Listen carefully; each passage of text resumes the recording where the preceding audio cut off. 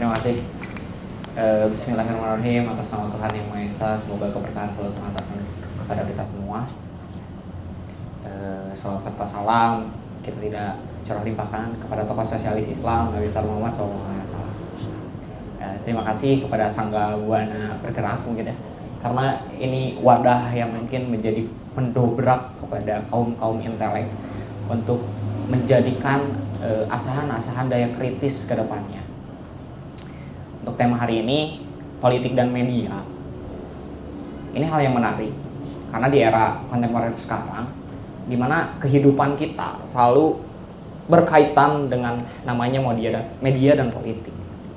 Secara tidak langsung, manusia itu kan adalah makhluk holistik yang memiliki 4 unsur utama.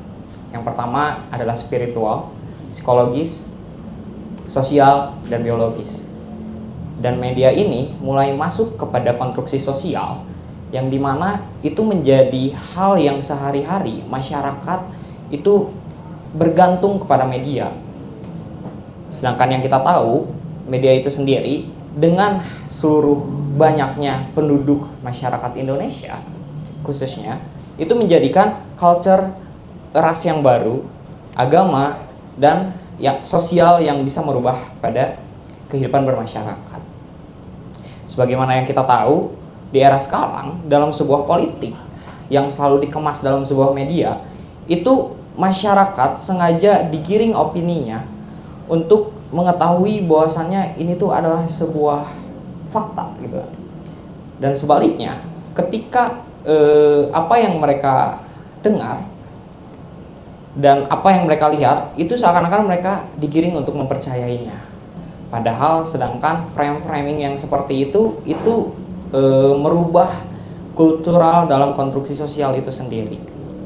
Sebagaimana yang kita tahu, terjadi demonstrasi besar dengan kemasan media yang bisa menggerakkan seluruh masyarakat, yang pada waktu itu gerakan 2 elemen golongan besar, yaitu gerakan 411 dan 212 di akhir 2016.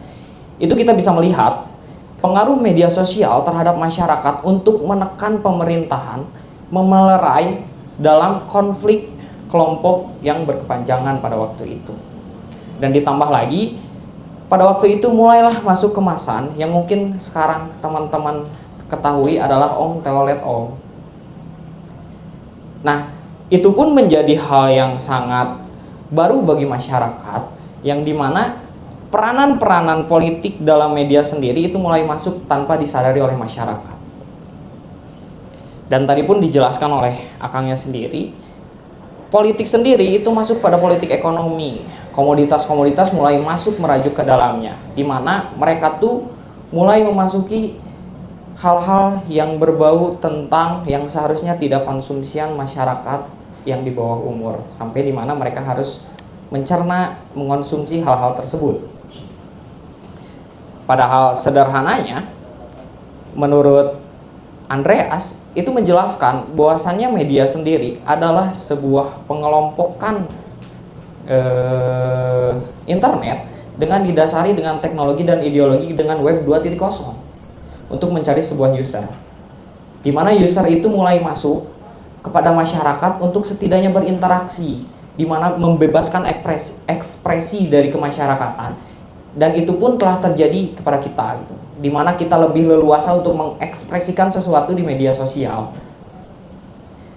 Framing untuk pencarian suara di pemilihan kemarin pun itu menjadi sebuah hal ekspresian yang jadi konsumtif bagi kita semua, sampai kita pun tidak bisa memilih mana yang baik dan mana yang benar. Dan hal itu pun itu menjadi masuk kepada sistem biologis pada diri kita yang disebut dari tadi 4 unsur utama. Kita menjadi kebergantungan pada hal tersebut. Kalau misalkan kita tidak ada hal seperti itu, kemungkinan kita hampa banget, tidak bisa hidup Dan itu pun terjadi dan banyak terjadi.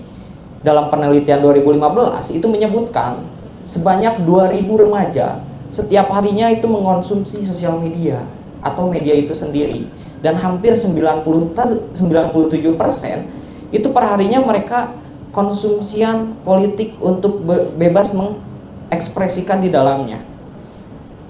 Dan itu pun menjadi hal yang jelas untuk di era sekarang ini. Itu hal yang sangat menurut saya sendiri, itu hal yang sangat sudah lumrah sekali. Mungkin segitu dari saya, mungkin bisa dilanjut sama teman-teman yang lain.